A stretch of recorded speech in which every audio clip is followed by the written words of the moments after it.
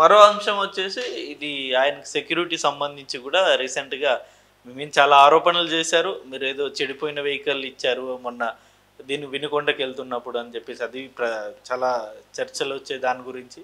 And మొత్తం ఆయనకి security మొత్తం తగ్గించారు, నన్ను చంపేసే అవకాశం ఉంది, నాకు ఈ కూటమి ప్రభుత్వం నుండి నాకు ప్రాణహాని ఉంది అని చెప్పేసి ప్రస్తుతం ఆయన హైకోర్టులో పిటిషన్ వేశారు జగన్ గారు. పిటిషన్ వేశాడు.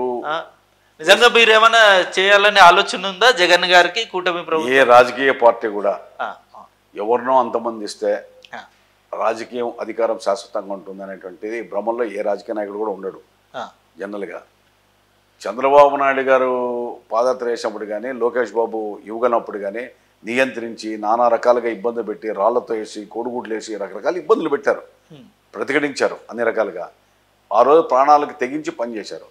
ఈరోజు జగన్మోహన్ రెడ్డి గారికి ఒక చిన్న ఉదాహరణ చూడండి. ప్రతిపక్షంలో ఉన్నావు, నీకు ప్రాణహాని ఉంది, నాకు కావాలని అడుగుతున్నావు, ఓకే, ఏదో నీ అనుమానాలు అంటే గతంలో కోడికత్తి దాడి చేశారు, మళ్ళీ విజయవాడలో రాళ్లతో దాడి చేశారు. నేను అదే చెప్తున్నా, కోడికత్తిది ఏమైంది? ఆ కోడికత్తి అనేవాడు తెలుగుదేశం పార్టీకి సంబంధించిన వాడు. ఆ కేసు ఎందుకు ఇది నువ్వు ఎందుకు పోవడం లేదు? అసలు ఏదో ఇంతవరకు అది ఆ మిస్టరీ ఛేదించాలి కదా, అది లేదు. ఆనం వివేకానంద రెడ్డి కేసు బాబాయ్ దాంట్లో మీ పరోక్షంగా మీ కుటుంబీకుల పాత్ర ఉందని చెప్పి గగ్గోలు పెడతాను. ఆ రోజు చంద్రబాబు నాయుడు గారు చంపించారు అన్నావు, గుడ్డలు చంద్రబాబు నాయుడు గారు పంపించినట్టు, ఆయన ఏదో వచ్చి చేసినట్టు. అంటే ఇవి కూడా రాజకీయాల్లో సరైనది కాదు. ఇంకోటి ముఖ్యమైనది, ఇంకోటి కూడా మనం ఆలోచించాలా. నువ్వు ముఖ్యమంత్రిగా ఉన్నప్పుడు విపరీతమైన వేలాది మంది సెక్యూరిటీ పెట్టుకొని పరదాలు కట్టుకొని పోతున్నావు దేనికి? ఏం ప్రాణభయం ఉంటుంది నీకు ముఖ్యమంత్రిగా?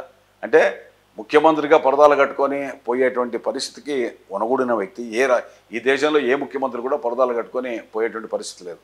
ఆ ఏరియాలో మొత్తం ఫుల్ సెక్యూరిటీ పెట్టుకొని అంత ఇది లేదు. అదేవిధంగా మళ్ళీ ప్రతిపక్షంలో కూడా అట్లా పరదాలు కట్టుకోలేడు కాబట్టి అంత సెక్యూరిటీ కావాలని అంటున్నాడు. అంటే కేవలం ప్రజలు కట్టే పన్నుల ద్వారా ప్రభుత్వాలు నడుస్తాయి, ప్రజల మీద భారం పడుతూ ఉంటుంది. అట్లాంటి దాంట్లో పోలీసు వ్యవస్థ కానీ, రక్షణ దీనికి కానీ అంతా కూడా జీతభత్యాలను కూడా ప్రజల నుండి రాబట్టేది. ప్రతి వాళ్ళు నాకు విపరీతమైనటువంటి సెక్యూరిటీ ఇవ్వాలా, జూన్ 3 వరకు అంటే జగన్ గారికి ఆల్మోస్ట్ గతంలో జూన్ 3 వరకు ఏదైతే సెక్యూరిటీ ఉందో అది కావాలంటున్నారు. అంటే ఇండైరెక్ట్ గా ఆయన సెక్యూరిటీ అంటే ముఖ్యమంత్రి స్థాయి సెక్యూరిటీ ఆయన కోరుకుంటున్నారు. చంద్రబాబు నాయుడు ప్రాణ భయం ఉంది నాకు అని చెప్పేసి చెప్పారు కదా, Z+ కేటగిరీలో ఆయనకి ఇచ్చారని. చంద్రబాబు నాయుడు గారు కూడా మనం నీకు Z+ కేటగిరీ ఉంటే కూడా కొన్ని ఇబ్బందులు పెట్టి అప్పట్లో గతంలో కొంత సడలించారు, రకరకాలుగా పెట్టారు. జగన్మోహన్ రెడ్డి గారు కూడా ఆ పోలీసు వాళ్ళని కూడా రకరకాల మార్చి చేశారు. అయినా కూడా సరే ప్రజల బలం ఉంటే మనం ఏమవుతామని చెప్పి పనిచేశాడు. ఈయన పదే నాకు సెక్యూరిటీ కావాలా, సెక్యూరిటీ ఇచ్చారు.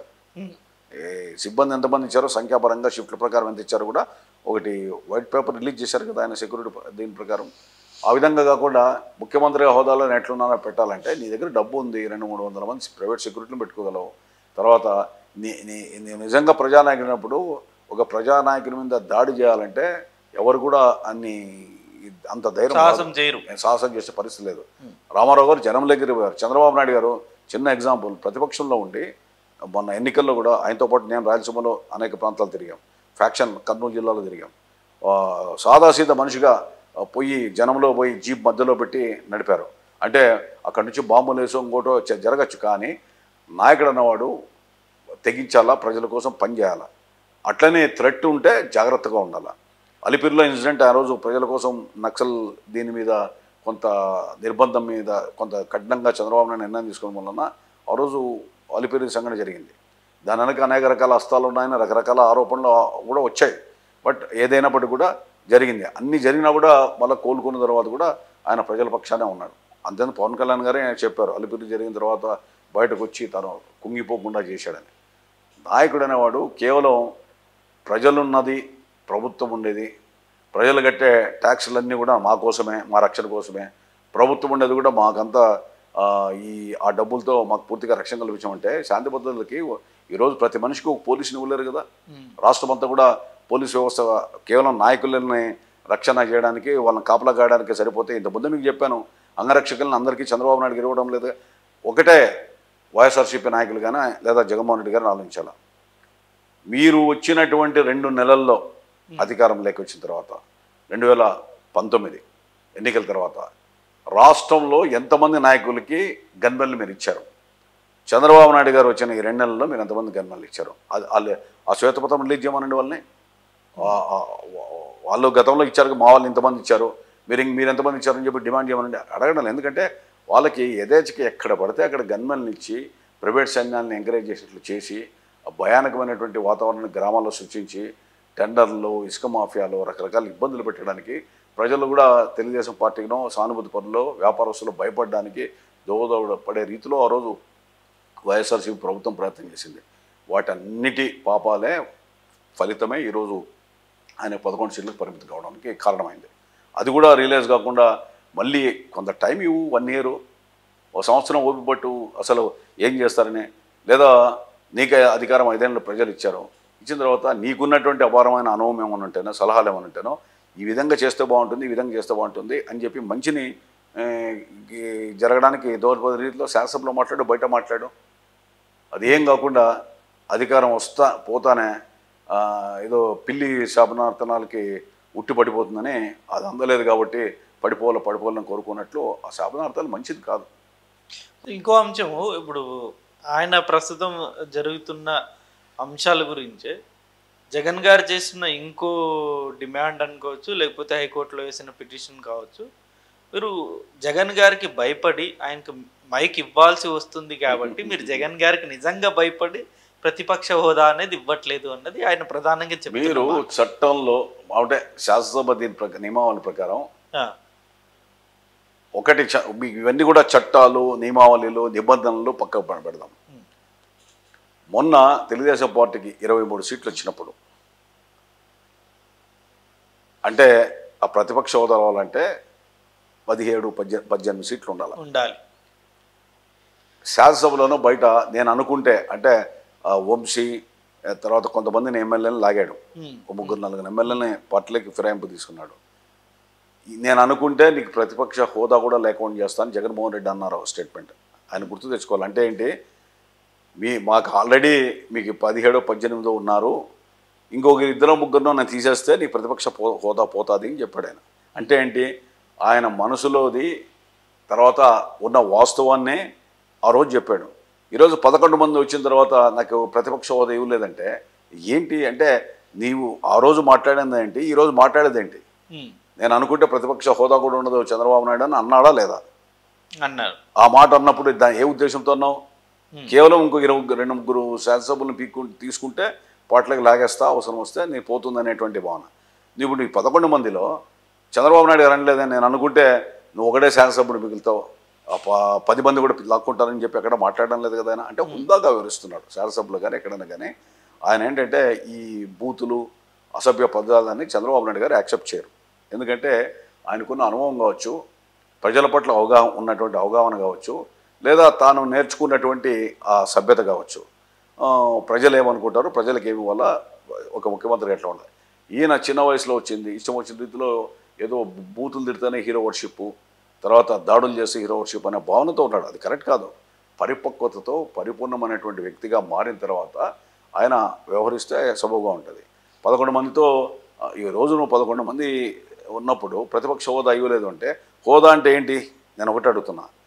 ఇప్పుడు మొత్తం శాసనసభలంతా కూడా ఎన్డీఏ కూటమి, నువ్వు ప్రతిపక్షంలో ఉన్నావు, ఇంకా ప్రతిపక్ష పార్టీనే ఉంది, ఇంకా వేరే లేదు.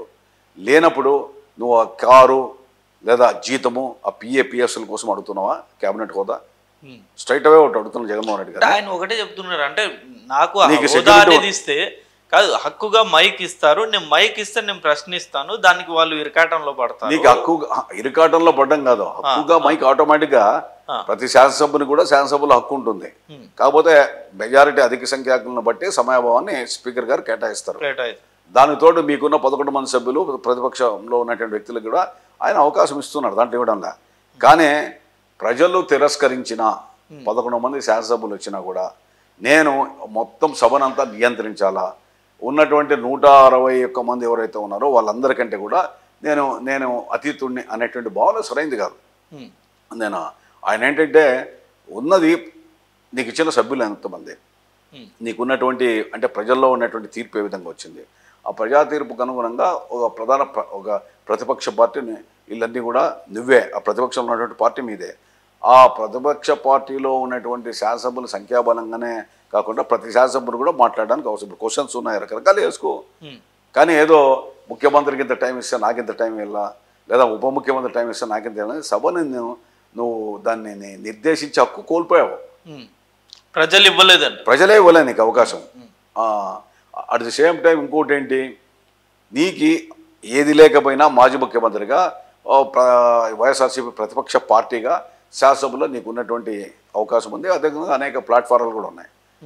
ఆ శాసనసభలో ప్రతిపక్ష హోదాలో ఆ పిఏనో పిఎస్ఓ గన్మెన్లో లేదా కారు ఇవన్నీ సెక్యూరిటీ కావాల్సినంత ఇస్తామంటున్నారు. ఇంకా నీకెందుకు ఆ జీతం కోసమా? 2 లక్షలు 3 లక్షలు అదనంగా జీతం తీసుకోవాలన్నా, లేకపోతే ఆర్థికంగా నువ్వు లేనివాడా? ఎందుకు ఆ హోదా? నీకు హోదా లేకపోయినా నీకు ఉన్నటువంటి హక్కు శాసనసభలో ఉంది కదా. ఇప్పుడు జనరల్గా శాసనసభలో ఓటింగ్ జరుగుతుంది. ఓటింగ్ జరిగినప్పుడు ఒక సభ్యుడు లేచి అభ్యంతరం జరిగినా కూడా దాన్ని మళ్ళీ డిబేట్ జరుగుతుంది, ఓటింగ్ జరుగుతుంది. అట్లా శాసనసభలో ఉన్న నియమాల ప్రకారం ఉన్నటువంటి అవకాశాలు వినియోగించుకో. ఒకప్పుడు జయపాల్ రెడ్డి, వెంకయ్య నాయుడు వీళ్ళంతా కూడా 2-3 శాసనసభ్యులు ఉన్నారు. మరి చెన్నారెడ్డి టైంలో నుంచి చూసాం. అప్పుడు వాళ్ళు 2-3 శాసనసభ్యులు కూడా సమర్థవంతంగా ప్రభుత్వం మీద విమర్శ చేసేవాళ్ళు, బాయ్కాట్ చేసేవాళ్ళు, తర్వాత వాకౌట్ చేసేవాళ్ళు, రకరకాలుగా ఉండేటువంటిది. నువ్వు ఆ విధంగా ఆలోచించాలి. కానీ ఏదో మందబలంతోనో లేదా ఇంకో దాంతోనో సభను నేను నిర్దేశించాలనేటువంటి కాదు. ఇంకోటి మీరు ఇచ్చే ఆలోచనలు లేరా? అంటే ఇవ్వడానికి హోదా అనేది ప్రతిపక్ష హోదా ఇవ్వడానికి ఆయనకు 18 మంది 17 మంది 17-18 మెంబర్స్ ఉండాలి కదా. 1/10 ఉండాలి కదా. 175 మందిలో 10 మంది ఉండాలి. నీకు జనరల్గా 18 మంది ఉండాలా? సో వైసీపీ వాళ్ళ వాదన అది లేకున్నా సరే ఇవ్వచ్చు. అవును, అది కాదు, అది లేకున్నా ఇవ్వచ్చు అంటే అది స్పీకర్ మీద ఆధారపడి ఉంటుంది ఇవ్వాలా లేదా అనేటువంటిది. నువ్వు డిమాండ్ చేయడం ఏంటి అంటే సభను నియంత్రించి గతంలో అంతా దౌర్జన్యం చేసిన విధంగా నడవదు.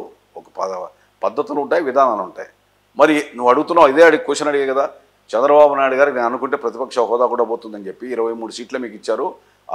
వాళ్ళు మా పార్టీలోకి వచ్చారు, ఇంకా 2-3 వస్తే నీకు ప్రతిపక్ష హోదా కూడా పోతుందని ఎట్లన్నావు? అంటే దాని అర్థం ఏంటి? ఈ లిమిటేషన్ ఉంది, ఈ మినిమం ఇంతమంది రావాలనేటువంటి భావనతోనే కదా నువ్వు మాట్లాడింది. మరి ఈరోజు ఎందుకు మాట్లాడుతున్నావు? అంటే ఎదుటి వాళ్ళకి వచ్చే వాళ్ళకి ఒకటి, నీకు వచ్చే వాళ్ళకి ఒకటి అనేది కరెక్ట్ కాదు. ఇవన్నీ కూడా ప్రజలు గమనిస్తూ ఉంటారు.